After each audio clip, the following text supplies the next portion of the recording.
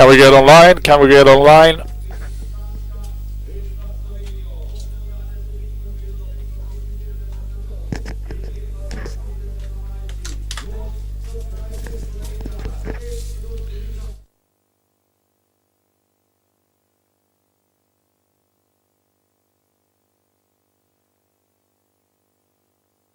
Fine, then we start. Ladies and gentlemen, welcome back to the European Championships Marathon Canoeing in Bochín Valley, Slovenia. We are watching this afternoon K1 men that has a very, very impressive participation list, a list of participation. It's Emilio Merchan who had his first victories in the World Championships back in 2007 and 2008, where he won gold. Since then, he has been more or less a K2 racer. He has a total amount of 5 gold medals in World Championships. Emilio Merchan on line number 1. This guy, over 35 years old. No one really knows how old he is, but he is kind of old and very, very experienced. Emilio Merchan. On the opposite side, on the inner side here in the start, Pedersen, who won the Junior World Championship from Denmark with number 28. And in between them, there are many, many good paddlers, and we will come back to all of them over this long race that is of 8 laps with 7 portages, where the paddlers portage over a short, very interesting and challenging 100-meter portage. On line number 13 with boat number 564 is another very experienced and very, very good living legend of marathon canoeing. It's Ivan Alonso from Spain as well. He had a silver medal after Hank McGregor from South Africa. He's not here because this is European Championships. Ivan Alonso had a silver medal in Oklahoma last year, and he was a gold medalist in the World Championships in Rome, and silver medalist also in Copenhagen when Hank McGregor won as well. Between him or beside him, both line number 14 is number 565, José Ramalho, who appears to be one of the most experienced paddlers in the world now as well. He has been working there a little bit behind, a little bit great track record. He won the Alonso as second, and then he was third in Oklahoma in the World Championships last year. He was second in Rome. He failed totally in Copenhagen, where he finished 8th. But he has a really, really good track record. Actually, he did a really good race in Copenhagen. That was one of his best ever. It was. In terms of up to the point where he actually capsized. Exactly. And then he caught up quite a lot. Exactly. But up to that point, I think that was the best World Championships I'd seen him do. And it was really sad for him that he swam. It was. There. And we will come back to all these details later on. Also, very interesting, boat number 573 from Hungary, Balázs Havas, who had under 23 gold 2014. He is on boat number 573. And now we concentrate on the start, because it will happen. Me, Stefan Gustafsson, and Ivan Lawler will guide you through this. Ivan, this is the start. And they're off, they're away. It's always very tense. Keith Moore from Great Britain is always very good at the start. Expect him to be poking out the front. Then you've got about 4 up from the bottom. That will be Slovenian Just Jakrasek.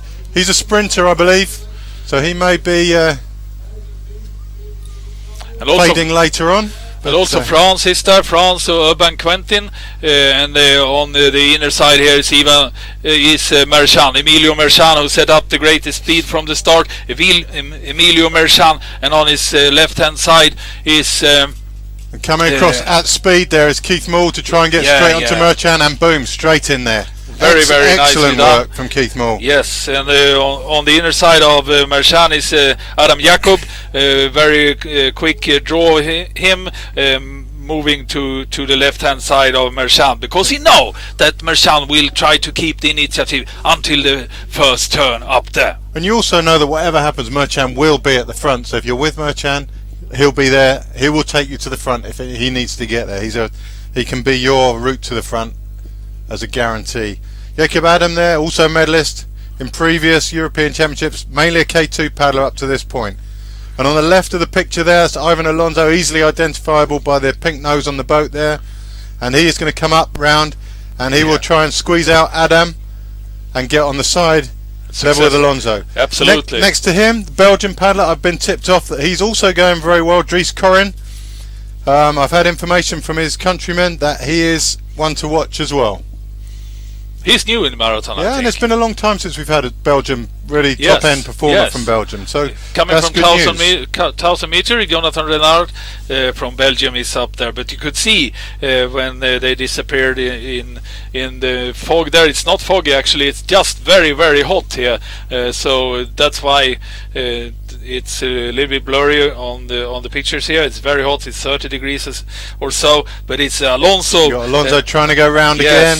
Alonso and Merchan, and they have set up a very high speed. I must say very high speed. Merchan and Alonso, they are used to work together. We have seen that over the years. Ivan Alonso and Emilio Merchan, and now they are turning there halfway to the first turning point where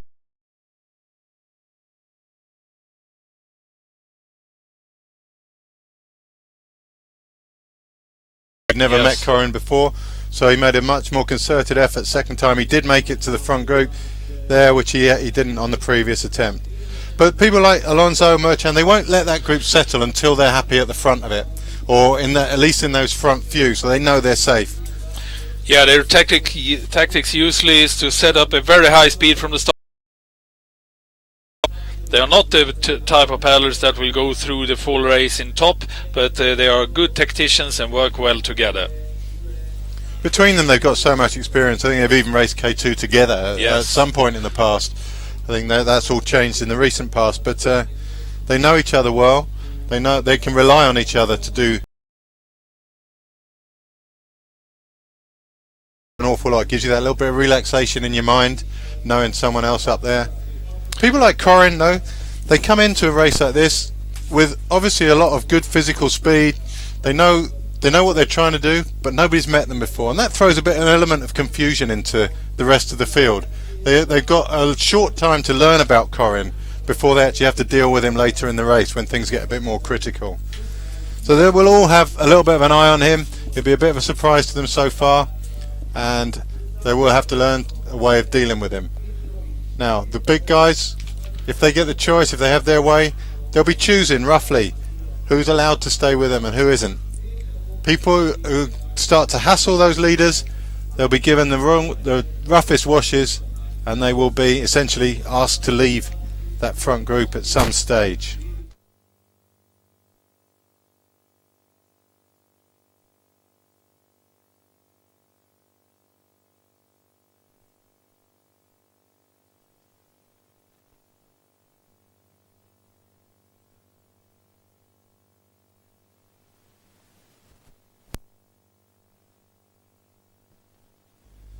So a head-on shot of them coming towards the first turn. Everyone's in there still. It's hard to pick who the actual leader is with that head-on shot. The Spaniards in their red shirts are there, I think. Ramalho used to have a white shirt from the front, and the Ramalho, I think, also is there somewhere. Have you seen Ramalho here all weekend, though? I haven't seen him. I haven't seen him warming up. I haven't seen him training. No, I haven't. But he's not scratched, so he should be here. Is that Hungary, with the blue hat? Is that Ramalho? No, I don't think it's Hungary. I think it's so hard to tell at these angles. Possibly that blue hat in the new Nelo Cinco is Ramalho. That would make sense. He's Portuguese. He's associated with Nelo, so that would make sense if that was him. Yes, it is Ramalho. You are absolutely right. I recognize him I'm pretty sure it's Ramalho in top now. And you would think then Jakob is Merchan coming up there. would allow Alonso to come past him and squeeze him into the V-wash at this stage. To be a little bit more easy for you to track who is who, is that Spain is paddling in red and yellow. Ramalho is red and white. Czech Republic is blue. Adam Jakob out there on the far left side. Hungary is green. The only guys using green. Easy to recognize, and I think it's Balashavas there that is in the middle. You see Corin there just struggling off the back of that group. Sakrajcek, okay. Sakrajcek is one of the first ones. So he was the one leading into that first turn with the blonde hair. And now it's all Ramalho, Pedersen. We spoke about junior world champion. He was too ill to race yesterday, or possibly too ill. He chose not to race on the under 23. His coaches told us that he'd pulled out because he was ill. Obviously he's feeling quite a lot better there, Stefan, if he's up the front end of that race. Yeah, absolutely. And Sakrajcek is Jost Sakrajcek is a Slovenian 1000 meter paddler, quite successful on 1000 meters. He was here last year in the World Cup and did very well. He on the World Cup we are doing the short track about in heat, semi-finals and finals, and he actually won that on his home turf here in on the World Cup. But this is a bit longer than two a bit two longer, and a half 10 K, times, so 10 times longer, a little bit more actually. And were there portages on those short tracks? Yeah, yes, so he can. So that's not a problem to him. No, it's not a problem. He portage well. Yeah, quite well. So, so very often you see the sprinters start to fail at the technical sections like the portages, but seems he's capable at least of getting through one. And here we go. So that's Ramalho back in the lead. He enjoys being in the lead. He enjoys quite a high pace. To his left looks like Merchan. Not the clearest picture as you can see, but it looks like Merchan's style. Sakrajcek, the blonde hair, sort of fourth back in that picture. Still quite a big group, but the chasing group just out of shot there, I imagine, still has intention of closing back onto the back of that group. But as they come out of the heat haze on their way back, we should be able to identify them a little bit easier, or we may get another screen graphic, which was great from the last turn. This is a development that we usually see nowadays, quite a big group, and not only nowadays, it used to be like that and have been all through the years in K1 men. It's so many good paddlers, and they can keep the group for together until maybe the first portage actually. And even after that, you only have to drop one of the good guys after the portage, and he will catch up. I mean, this isn't over for a long time yet. But it's interesting from the old, when we used to race, Stefan and I back in the day, you see them a little bit of collision there, but it's still quite enjoyable being in the thick of that back bunch. You remain very anonymous, at least for the first lap, and no one really knows where you are. A lot of the time you see people looking around to see where you are, especially if you're one of the bigger names. And it's kicking off there now. Somebody's coming up. And no intention of leading, but they just want to get onto Ramalho's sidewash. When they get there, they'll slow it down. In fact, they have. You're going to move through. Gets this horrible confusion where you end up with 2 or 3 at the front because no one actually wants to lead. They just want to get the best position. So you have these huge efforts. Everyone ends up in a line, and then it has to readjust from there. It's very common to see that. Hungary is moving there. Every such move costs a lot of energy, and they pull lactic acid into the muscles. So you need to be careful. And I know you Ivan, always use the technique staying there in the middle of the group, anonymous. Mine was the opposite, being in the front, or actually being off for a while, not getting any lactic acid into the body until the first 2 or 3 kilometers were over and the speed decreased somewhat, and then make the move. That's also that takes a lot of bravery, I must admit. That's more bravery than I had. One of the reasons I used to tuck in the back is when you have those bursts of speed, of course the waves stretch out. Yes, exactly. So you don't have to accelerate as fast as the other guys. You only have to wait until the wave stretches out and then you run back down the wave. Yes. So you don't have the extremes in the back there. You don't have the extremes of acceleration, you don't have the extremes of speed. And so it's quite a good way of saving some money, if you like, for the later laps. And now it's Hungary. I think it's Balázs. Hungary has two very good paddlers here. Adrian Boro.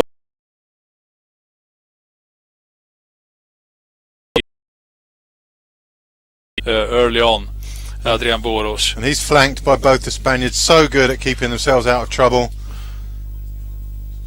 Everything's clean with them, they're just keeping themselves out of trouble, keeping a little bit of an exit route should things go wrong. And that's another strategy that some people like to use. They like to have that exit in case disaster hits. If you are stuck in the back and there's an accident in front of you, then you become a victim of that accident, and that isn't always massively helpful. So I'm struggling.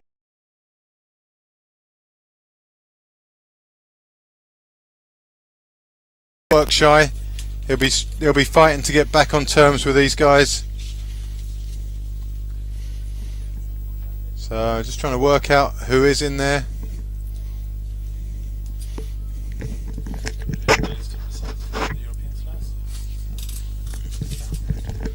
Thanks. So that's Corey in there, who was looking so strong up the first leg, maybe paying for a bit of over ambition. And this is the tail end of that lead group. Quite a big group still. It's made the same last year at the European Championships in Piestany. He stayed in the top for a long while. Havas Balázs and finished 4th. See how much in water? the under 23. See how much water he throws up off his paddles. Yeah, if you're sat either side of that, slowly but surely, that's going into your boat. Yes. That's a job for you to do. I mean, it's not a massively efficient way of paddling, lifting that much water, but it becomes a problem to the guys wash hanging him. Yes. And they maybe wash hang out a little bit wider because of that, don't gain quite so much advantage, but that also upsets the washes further back down the diamond. So I think also we have Mathias Hamar somewhere there, the Norwegian paddler. He finished 3rd last year. And you can tell Peder got his cap on the wrong way.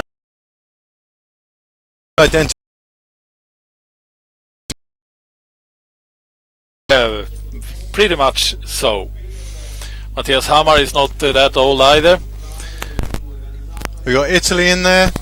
Also, either Benedini or Graziani. We may be able to get a number on him. A very, very good turn there. They left a good room for each other.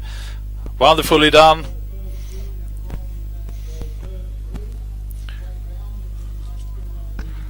It's just quite nice. You got Alonso hit the front now. Alonso, Merchant to his left. Jakub, Sakrajcek. Alonso obviously not keen, nor Merchant on leading.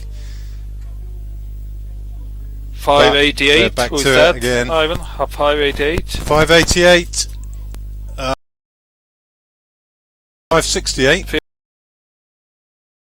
Graziani, Italy. He's also there. I try to use my binocular now to identify who is who.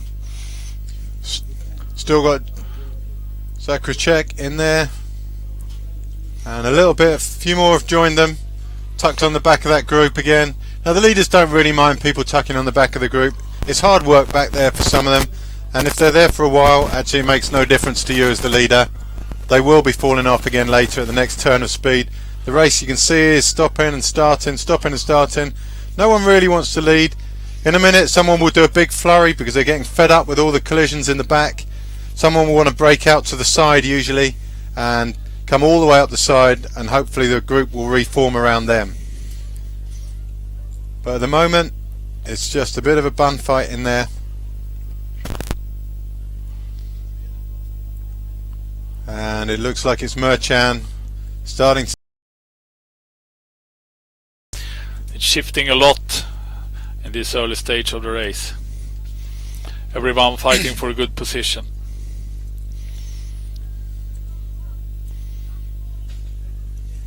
You see as people come up the outside and squeeze in, so the people in the diamonds have to drop over the diamond, and it's going to get a bit ugly in a minute, I think. So there you go. It's who came off worse from that? Zakracek. He's had to move out to the side, and that was a little bit amateur, really, from Balaz. Now I've got questions over Balaz's suitability for a group race like this, as we spoke earlier, and there's a mistake there that cost both him and the person that he collided with, and really with people as experienced as Merchan, Alonso in there, those mistakes will be costly. And I think it's a very different mentality to paddle off the front of a race or to have to join in under someone else's rules. And really in this race it's going to be Romalo, Alonso and Merchan who are laying down the rules and dictating how this race is going to be run. Absolutely. Havash is still a young guy. I saw him last year in the under 23, where he did a great race, both in the Europeans and in the Worlds. So if the group stays like this, the first portage again, like as we saw this morning, is going to be one of the deciding factors. There will be someone in there who's only just clinging on, and the slightest bit of disadvantage at the portage, and they won't be catching up. It's going to be interesting to see. Watch the positioning. We watched the juniors this morning. A couple of people didn't have ideal positioning. There's always going to be one, but ideally you make your best position available to you. We saw Magnus.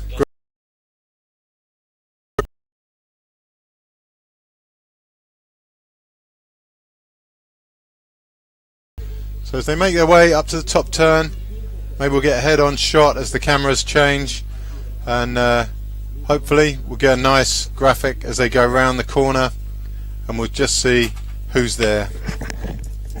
I'm sure we haven't named that many paddlers in our commentary yet. There's a lot there. And off to the left hand side goes a bit of a break. Everyone has to cover these breaks at this stage. Looks like it's a Spaniard leading that. Absolutely, possibly Merchan. Merchan, yes. I think Alonso is there as well. And it looks like the guy with the hat backwards, it should be the Dane then. Is that really possible, Mats Pedersen? If he's stepped up to this sort of level straight from junior, then he's going to be a very good marathon paddler, without a doubt. Yes. And you'd also have to feel sorry for him that he didn't manage to race yesterday and win his, or at least be in with a chance of winning the under 23. Absolutely.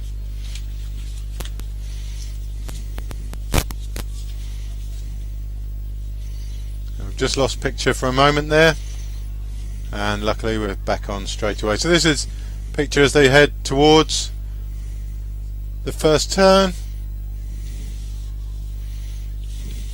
Leader looks to be wearing blue.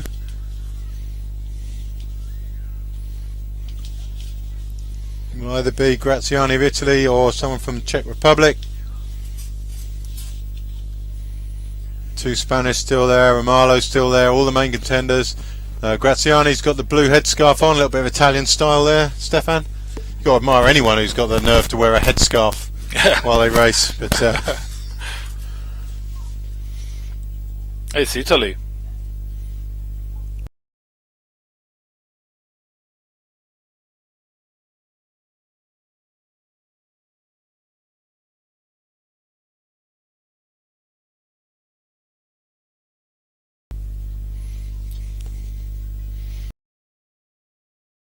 Fix on soon here. It will be leading from Graziani. On the inside, and pink nose on his boat, will be Alonso.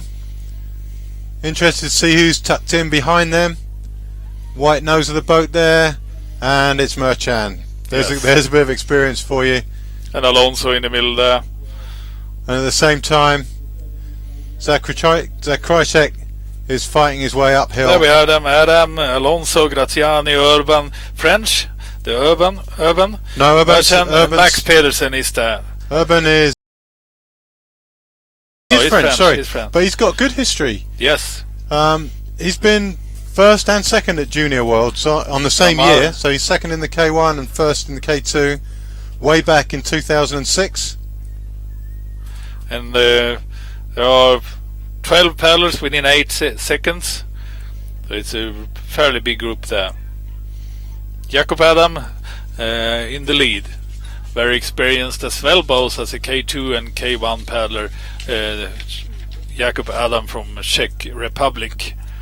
He won the Europeans last year in K2.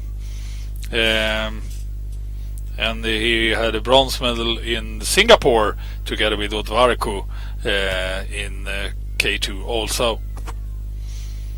Having done several K1 races, but on the World Championships not so far any medals.